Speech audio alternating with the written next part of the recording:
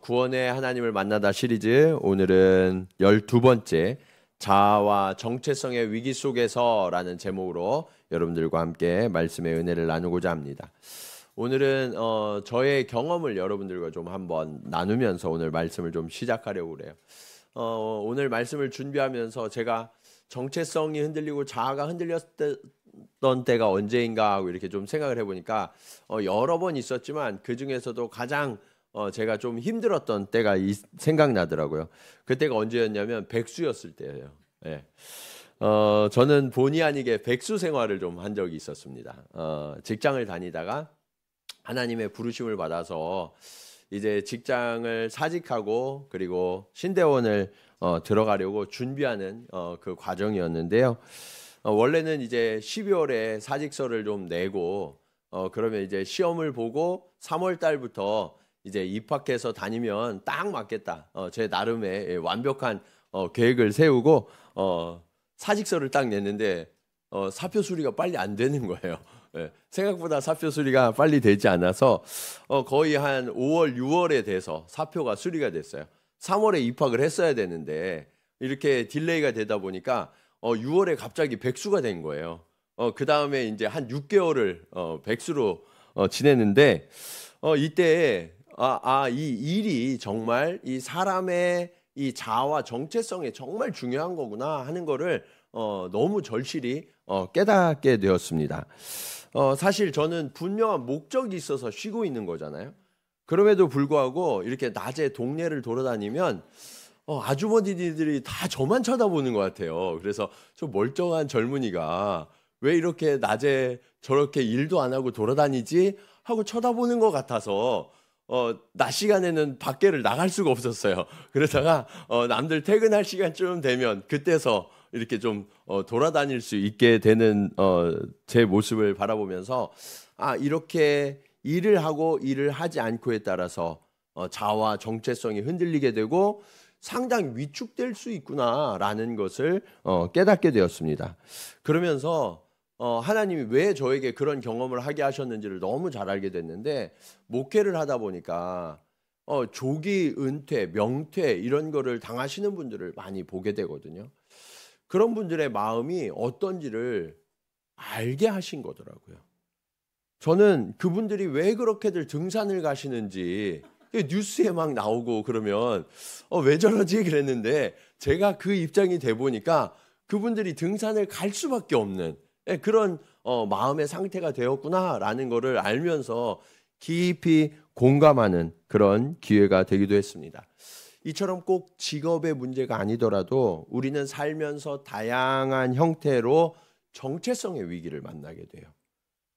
오늘 본문의 바울도 그랬어요. 그가 자신의 정체성에 도전을 받고 위기를 만나게 됩니다.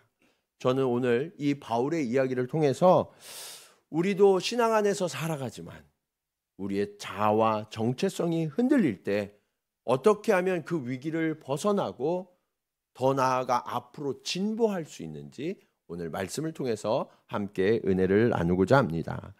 자, 첫 번째로 저와 여러분 모두도 존재감과 정체성의 위기로 흔들릴 수 있다는 사실을 우리가 인정해야 돼요. 오늘 바울은 자신이 개척한 교회 그리고 정말 가장 오랫동안 심혈을 기울여 양육했던 교회 중에 하나인 이 고린도 교회에 거짓 사도들이 들어와서 왜곡된 훈련들을 가르치면서 아주 심각한 위기를 맞이하게 됩니다. 13절에 이렇게 말씀하고 있어요. 그런 사람들은 거짓 사도요 속이는 일꾼이니 자기를 그리스도의 사도로 가장하는 자들이니라. 이들이 정말 와서 이 고린도 교회를 완전히 헤집어 놓은 거예요. 사실 사도 바울은요 그동안 자기 자신을 내세울 필요가 없었어요. 그럴 마음도 없었어요.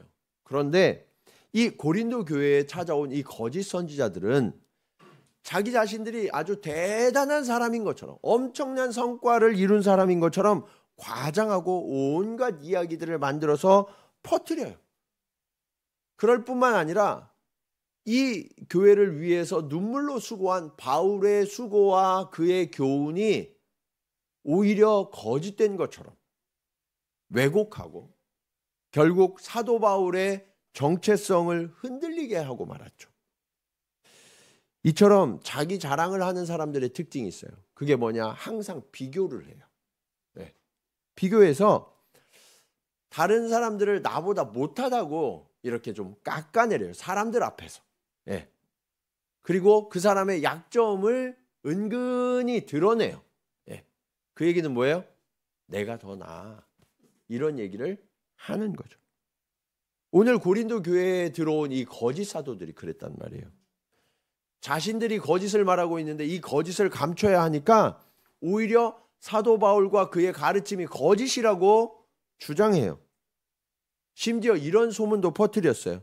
고린도후서 10장 10절 말씀 우리 같이 한번 읽어볼까요? 자, 시작.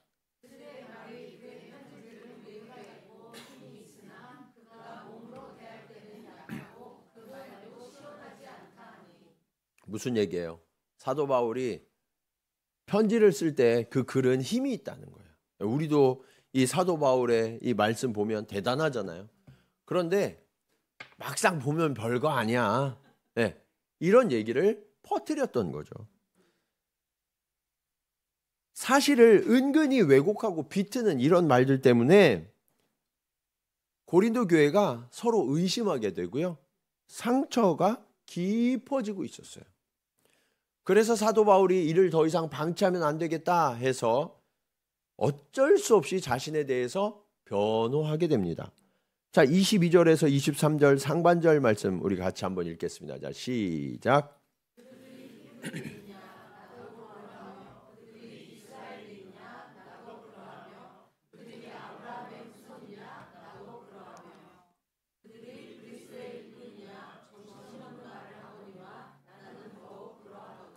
사도 바울이 계속해서 반복하는 말이 뭐예요? 예? 나도 그러하며 라는 거죠. 예. 사도 바울이 이렇게까지 하는 이유가 뭘까요? 사람들이 인정하지 않았다는 거예요.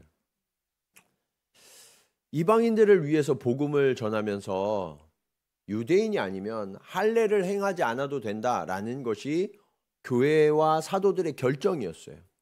그런데 이 유대 그리스도인들, 그러나 정말 이들이 그리스도인인지는 알 수 없는 이 거짓 사도들은 뭐라고 이야기하냐면 진짜 유대인이 아닌 것 같아. 유대인이면 할례를 행하도록 해야지. 그가 그리스도의 일꾼인지 아닌지 잘 모르겠어. 그러면서 사도 바울의 정체성을 심각하게 흔들고 있었던 거예요. 여러분, 그런데 이 의심이 누구에게 퍼졌어요? 다른 사람도 아니고 자기가 정말 오랫동안 머물면서 심혈을 기울여 눈물로 양육했던 이 고린도 교회 사람들이 바울의 정체성에 대해서 의심하기 시작했다는 거예요. 실망이 되겠어요, 안 되겠어요? 실망이 너무너무 되었던 거죠. 그런데 여러분, 이런 일이 사실은 바울에게만 있는 게 아니라 우리 일상에서도 자주 일어나는 일이란 말이에요. 한 가지 예를 들어드리면 우리 자녀들이 있잖아요. 우리 자녀들이 크면서 사춘기가 되면 제일 먼저 하는 일 중에 하나가 뭐냐면 부모의 정체성과 부모의 말에 대해서 의심하기 시작해요. 네. 가끔 여러분도 그런 생각 해보셨는지 모르겠는데, 우리 엄마가 친엄마가 맞나? 네. 우리 아버지가 하는 이 말이 옳은가? 네. 이런 의심을 해요, 안 해요? 해요. 네. 그러면서 부모의 말보다 누구의 말을 더 믿어요? 친구의 말을 더 믿어요. 아무리 설득하려도 설득이 안 돼요. 왜요? 친구가 그렇게 말했대요. 예. 근데 여러분, 이게 당연한 성장 과정이고 자신의 자아를 형성하는 과정에 자연스럽게 일어나는 일이지만 부모들은 자녀에게 이런 권위를 부정당하면서 마음이 어때요? 좋아요? 네. 엄청난 충격이죠. 예, 엄청난 충격이에요. 예. 그 이후에도 이런 일들이 있어요. 주로 엄마들이 이런 일들을 많이 겪는데 자녀들이 다 결혼해서 집을 떠나게 되면 자녀들의 텅 빈 방을 바라보면서 확 들어오는 그 질병이 있어요. 마음의 질병. 그걸 뭐라 그러냐? 빈둥지 증후군이라고 그래요. 빈둥지 증후군. 예. 이 자녀들이 떠나고 나면 내가 그동안 평생을 정말 몸과 마음을 다해서 수고하고 헌신한 존재가 사라져 버렸잖아요. 그러니까 내가 뭐 하는 사람이지? 나는 도대체 어떤 존재지? 라는 이 정체성의 혼란이 굉장히 크게 온다고 그러더라고요. 여러분, 이거는 한 가지 예에 불과하지만 우리가 어떤 역할이나 지위로 내 자신을 규정하려고 하면 이런 정체성의 혼란이, 자아의 혼란이 올 수밖에 없는 거예요. 이런 위기를 피할 수가 없어요. 이것이 오늘 말씀의 두 번째 교훈으로 이어져요. 우리의 수고와 헌신이 왜곡되고 외면당할 때도 있다는 거예요. 자, 23절 하반절에서 27절까지 말씀, 좀 긴 말씀이지만 한번 보시면 내가 수고를 어떻게 했어요? 넘치도록 하고 옥에 갇히기도 하고 더 많이 하고 매도 수없이 맞고 여러 번 죽을 뻔했다라고 이야기하죠. 24절부터 죽을 뻔했던 이야기가 나요. 40에서 하나 감한 매를 5번이나 맞았대요. 40번 맞으면 죽는 거예요. 네. 그러니까 죽기 직전까지 맞은 거예요. 네. 그리고 25절에 보면 3번 태장으로 맞고 돌로 맞고 3번 파손하고 일주일을 깊은 바다에서 지냈어요. 또 여러 번 여행하면서 강의 위험과 강도의 위험과 동족의 위험과 이방인의 위험과 신의 위험과 광야의 위험과 바다의 위험과 거짓 형제 중의 위험을 당하고 또 수고하고 애쓰며 여러 번 자지 못하고 줄이며 목마르고 여러 번 굶고 춥고 헐벗어노라. 여러분, 바울의 수고가 어때요? 여러분 같으면 하시겠어요? 네. 이거 보통 사람 같으면 도저히 감당할 수 없는, 정말 눈물 없이는 들을 수도 없는 그런 수고와 헌신이거든요. 그런데 이런 박해와 위협보다 바울을 더 참을 수 없게 만든 게 있어요. 그게 뭐냐? 자신이 이렇게 수고하고 헌신한 모든 것들을 내가 복음을 전해서 교회를 이룬 그 교회와 성도들이 부정하고 무시하고 있었던 거예요. 얼마나 억울할까요? 너무 답답하고 고통스러웠을 거예요. 그런데 여러분 한번 생각해 보시면 우리 삶 가운데도 우리를 가장 아프게 하고 우리의 수고와 우리의 헌신을 무시하고 왜곡하는 사람들은요, 멀리 있는 사람이에요? 아니요, 가까이 있는 사람이에요. 나를 잘 안다고 하는 사람, 오랫동안 함께 지냈던 사람, 내가 신뢰해서 마음을 열었던 사람, 그런 사람들이 나의 모든 수고와 헌신을 왜곡시키고 무시하더라라는 거죠. 우리가 오랫동안 이 소속되고 중요한 시기를 보냈던, 그리고 내 삶을 걸었던 그런 개인 또는 그런 공동체와 심각한 갈등을 경험하신 분들이 계실 거예요. 그들과 갈등하고 어쩔 수 없이 분열되어 갈라지는, 그리고 그 과정에서 수많은 왜곡과 무시와 배신을 당하는 경험들을 우리는 하게 되죠. 심지어는 사랑하는 가족분들과 이런 갈등을 겪는 분들도 계세요. 부모 자식 간에, 형제 자매 간에 오해가 깊어지고 이 갈등을 풀지 못해서 서로 보지도 않는 그런 심각한 지경에 있는 분들도 계시죠. 직장에서도 자주 이런 일들이 일어나요. 아까도 말씀드렸지만 젊은 시절부터 내 평생을 바쳐서 완전히 헌신했는데 그 직장으로부터 불합리하게 여겨지는 평가나 인사를, 처우를 받는 경우들을 우리는 종종 경험하죠.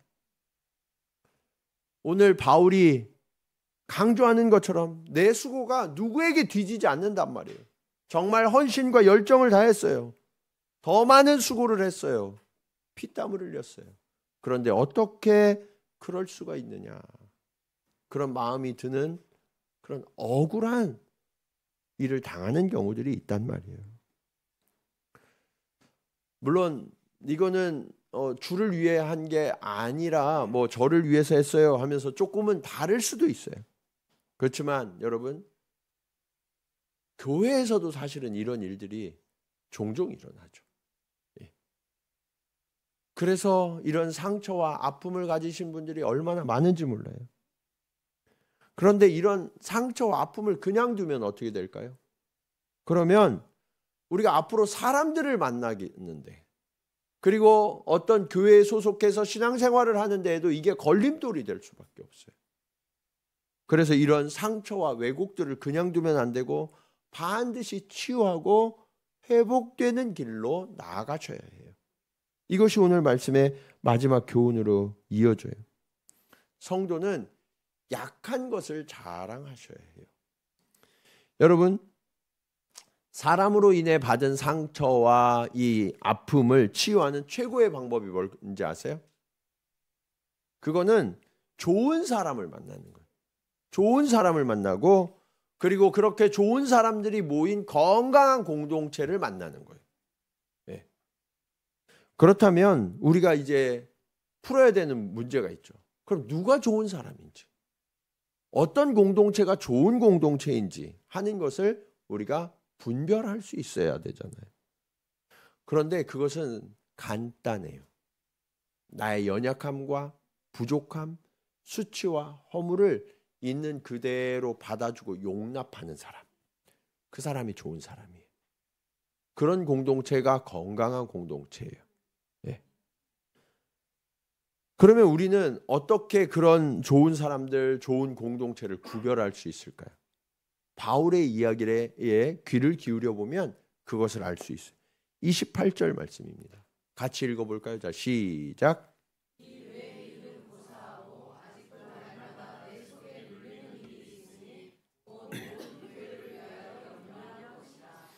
여러분, 바울은요, 자기 자랑을 해요, 안 해요? 자기 자랑을 안 해요. 오히려 뭐를 한다고 이야기하냐면 교회를 위해 염려한다고 이야기해요. 날마다 눌리고 있다라고 이야기하죠. 그런데 여러분, 사실은 저도 바울과 같은 염려와 눌림이 있어요. 사실 이게 모든 교회에서 거의 공통점인데요. 진짜 열심히 수고하고 애쓰는 분들은요, 섬기고 애쓰느라고 말할 정신이 없어요. 네. 그냥 열심히 하지. 네. 자신의 수고를 말하지도 않아요. 왜요? 내가 에너지를 다 썼거든. 네. 에너지를 다 써서 말할 힘이 없어요. 집에 빨리 가서 쉬어야 돼. 네. 그런데 이런 분들이 그렇게 말씀을 안 하시다 보니까 그 수고를 사람들이 잘 알까요? 모를까요? 잘 몰라요. 잘 몰라요. 반면에 그렇게까지 대단한 수고를 하지 않는 분들은 힘이 남았잖아요. 네. 그러니까 그 힘을 어디다 쓰냐면 말하는 데 써요. 네. 그래서 자기를 드러내고 자랑하고 과시하기를 좋아해요. 그런데 문제는 뭐냐면 그냥 자기 자랑만 해도 그냥 괜찮은데 자기를 자랑하면서 어떻게 하냐면 은근히 다른 사람들을 돌려까요. 깎아내려요. 거기에서 더 안타까운 건 뭐냐면 사람들이 이런 자랑하는 말을 하는 사람을 대단하다고 여기고 그가 깎아내리는 말을 진짜라고 믿는 경우들이 있을까요? 없을까요? 있어요. 많아요. 오죽하면 사도 바울이 그랬을까요?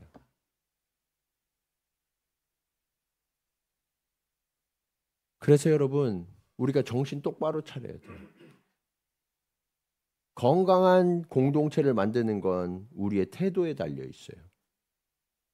자기를 자랑하는 사람을 멀리하세요. 누구를 멀리하라고요? 자기를 자랑하는 사람. 네.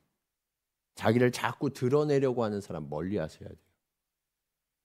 그리고 은근히 돌려서 다른 사람을 깎아내리는 사람은 단절하세요. 아, 목사님 그런 사람도 영혼을 품어야죠. 아니요, 아니요. 예. 공동체를 병들게 하는 거예요. 사도 바울도 아주 단호해요. 예. 우리를 병들게 하는 그런 세포를 여러분, 나의 사랑하는 세포인데 이거를 계속 품고 가야죠. 그러는 분들 계세요? 그렇지 않아요. 네. 우리를 굉장히 급속도로 병들게 할 뿐이에요. 그래서 여러분, 자기를 자랑하고 다른 사람들을 이렇게 깎아내리는 사람들을 거절하시기 바랍니다. 그렇게 공동체가 건강해져야 돼요. 그래서 설 자리가 없게 돼야 그 사람도 뉘우치고 돌아오는 거예요. 그거를 그냥 받아주고 그래 이렇게 듣고 있으면 진짜인 줄 알아요. 예. 그래서 그게 확산되는 거예요. 그럼 우리는 어떤 사람에게 귀를 기울여야 할까요? 사도 바울처럼 공동체 전체를 위해서 염려하고 아파하고 눈물 흘리는 사람들의 말에 귀를 기울여야 해요. 그리고 그들과 함께 기도해야 하는 거예요. 또 한 가지 중요한 분별법이 있어요. 29절 말씀입니다. 같이 읽어볼까요? 자, 시작.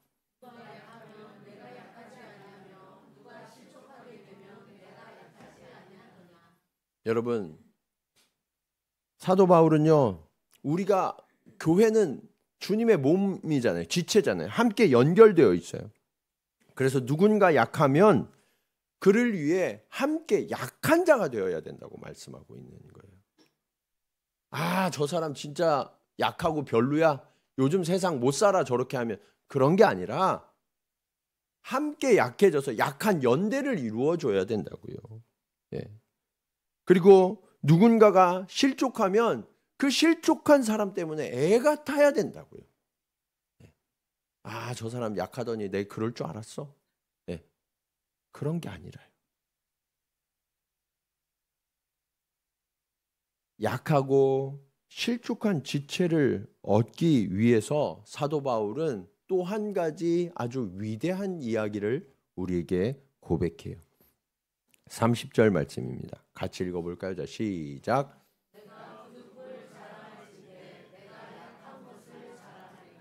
어떤 걸 자랑한다고요? 약한 것을 자랑하라고요.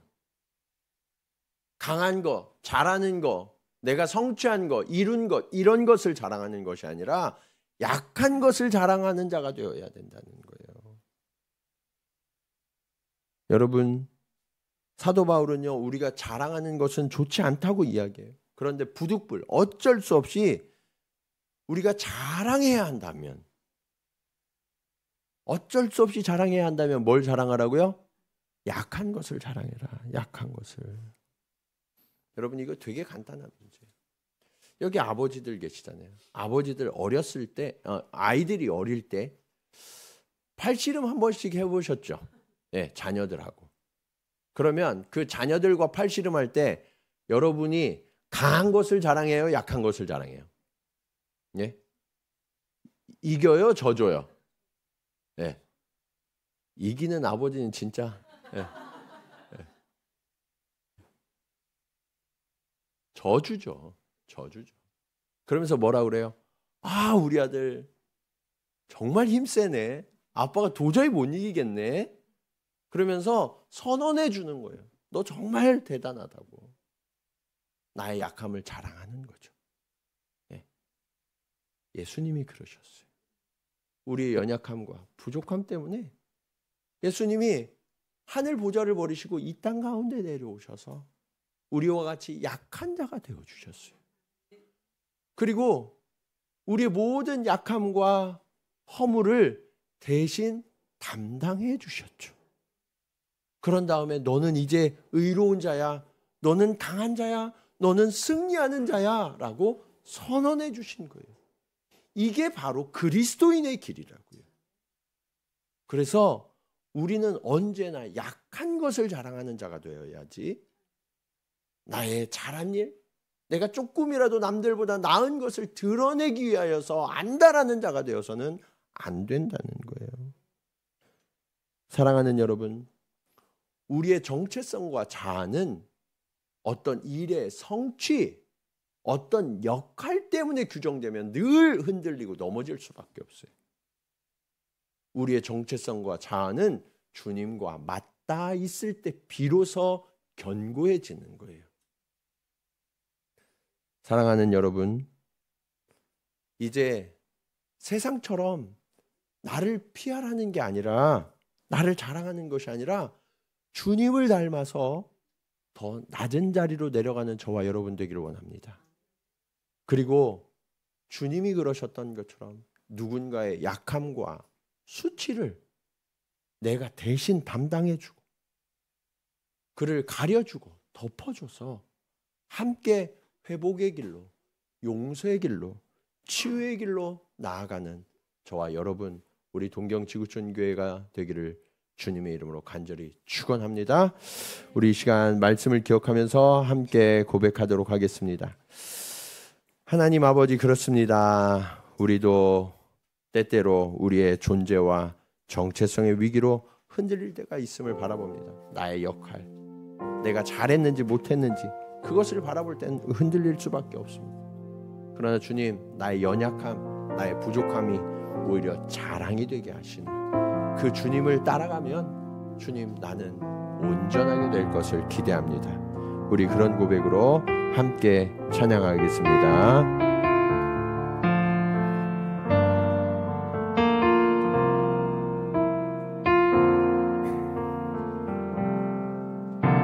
주의 자녀로 산다는 것은 불 가운데로 걸어가는 것, 그 속에서 신실하게 날 지키시는 그 손길을 경험하는 것. 주의 자녀로 산다는 것은, 주의 자녀로 산다는 것은 바다 위로 걸어가는 것, 내 온몸을 덮쳐오는 폭풍 속에서 잠잠히 주 바라보는 것, 해온 물 가운데 휩싸일 때도 폭풍 가운데 무너질 때도 주님 내 곁에 함께 하시네.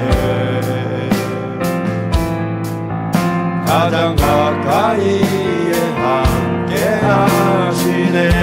주의 자녀로 산다는 것을, 주의 자녀로 산다는 것은 나도 그들을 용납하는 것, 나를 위해 달리신 십자가 사랑, 그 사랑으로 살아가는 것. 주의 자녀로 산다는 것은, 주의 자녀로 산다는 것은 주님과 함께 동행하는 것,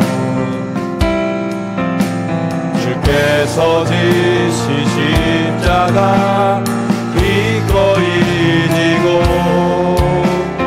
주와 함께 걸어가는 것, 외로운 물 가운데 휩싸일 때도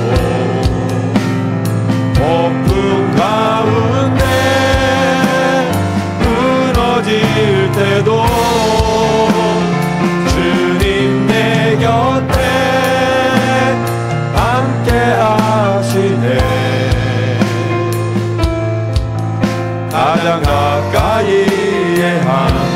하시네. 때론 물 가운데 휩싸일 때도 폭풍 가운데 부러질 때도 주님 내 곁에 함께 하시네. 가장 가까이에 함께 하시네. 그렇습니다. 주님, 우리도 인생을 살아가면서 우리의 존재감과 정체성의 위기로 흔들리며 무너질 때가 있습니다. 주님, 나의 역할, 나의 지위, 나의 일로 나의 정체성을 삼으려 할 때는 우리가 실패할 수밖에 없고 넘어질 수밖에 없음을 주님 고백합니다. 주님, 우리의 수고, 우리의 헌신이 외면당하여서 왜곡당한 것 같아서 너무나도 억울하고 눈물 흘린 세월들도 있었습니다. 주님, 우리가 주님께 초점을 둔 것이 아니라 사람에게 초점을 두었고 나에게 초점을 두었기 때문임을 주님 깨닫고 회개합니다. 주여, 또한 우리가 사랑하는 이들, 가까운 이들, 늘 함께 했던 이들을 왜곡하며 또 그들을 깎아내리기도 하는 그런 어리석고 때로는 악한 그런 존재가 바로 우리였음을 주님 고백하며 회개합니다. 주님, 우리는 어떤 말을 하고 있습니까? 우리의 시선은 어떤 시선입니까? 우리의 평가와 판단은 어떤 것이었습니까? 주님은 낮은 곳으로 오셨고 약한 것을 자랑하셨는데 우리는 끊임없이 강해져야 한다고, 많은 것을 가져야 한다고, 높아져야 한다고, 그렇게 세상의 기준과 가치를 가지며 살아가고 있는 존재임을 주님 고백합니다. 주여, 이 시간 우리를 새롭게 하여 주시옵소서. 아버지 하나님, 우리의 생각과 우리의 가치관을 바꾸어 주시옵소서. 그리고 주님이 우리를 위하여 낮은 곳으로 내려오셨던 것처럼 우리도 낮은 곳으로 나아가기를 기뻐하는 자들 되게 하시고 약한 것을 오히려 자랑하는 자들 되게 하여 주시옵소서. 그리하여서 우리가 함께 일어나며 함께 세워주고 함께 회복되어서 그 하나님의 놀라운 사랑의 비밀을 간직한 자들 되어 하나님, 우리 공동체에 들어오는 자들은 누구든지 하나님의 치유하심과 회복을 얻으며 다 함께 건강한 자, 아버지 하나님의 놀라운 사랑을 품은 자로 변화되어질 수 있도록 주님 역사하여 주시옵소서. 우리 간절한 마음으로 함께 기도하시겠습니다. 할렐루야. 아버지 하나님, 은혜를 감사합니다. 아버지 하나님, 이 세상은 강한 것, 높은 것, 많은 것을 자랑합니다. 아버지 하나님, 이 세상을 살아가면서 우리 또한 그것이 좋은 것인 줄 착각하면서 살아왔습니다. 아버지 하나님, 약한 자를 비하하고 약한 자를 왜곡하며 때로는 짓밟고 일어서려 했음을 주님 고백하며 회개합니다. 아버지여, 우리가 세상을 살아가면서 아버지 하나님, 그리스도인으로 살아간 것이 아니라 세상의 가치관과 법칙을 따라 살아온 그런 어리석은 존재였음을 주님 고백하며 회개합니다. 이런 이들이 함께 모여 교회에서 아버지 하나님, 서로를 깎아내리고 짓밟기도 하며 아버지 하나님, 그렇게 여전히 세상과 다르지 않은 그런 공동체를 이루고 있었음을 주님 고백하며 회개합니다. 사도 바울조차도 흔들리는 아버지 하나님, 그런 곳이 아버지 하나님 우리의 교회였다면 아버지 하나님, 이제는 우리가 돌이켜 회개할 수 있도록 주님 인도하여 주시옵소서. 아버지 하나님, 자신을 자랑하는 자를 멀리하게 하시고 다른 이들을 깎아내리는 자를 거절하게 하여 주시옵소서. 그리고 주님, 우리 공동체는 약한 자를 넉넉히 품어주고 용서하며 배려하며 세워주며 일으켜주는, 함께 손닿는 그런 공동체로, 건강한 공동체로 함께 세워져 갈 수 있도록 주님 역사하여 주시옵소서. 하나님 아버지, 우리가 하나님을 아버지라 부르면서 여전히 우리의 생각과 가치관은 세상을 향하였고 세상의 것들을 따르고 있었음을 주님 고백하며 회개합니다. 아버지여, 우리도 높은 것, 더 많은 것, 그리고 더 강한 것을 늘 추구하고 있었습니다. 그래서 약한 자만 보면 그를 비하하고 깎아내리는 일들도 우리 안에 많았음을 주님 고백하며 회개합니다. 주님, 우리가 철저히 주의 것 되지 않았기 때문입니다. 그래서 주님, 나보다 강한 사람을 보면 위축되어지고 나보다 더 잘난 사람들을 보면 늘 숨고 도망치거나 아니면 그들을 깎아내리고 그들을 왜곡시키는 그런 언어가, 그런 일들이 우리의 모습이었음을 주님 고백하며 회개합니다.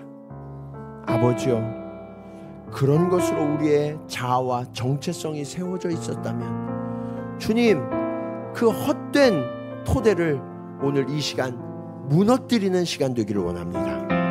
아버지여, 이제는 예수 그리스도 그 견고한 반석 되시는 주님 위에 내가 설 수 있도록 주님 도와주시옵소서.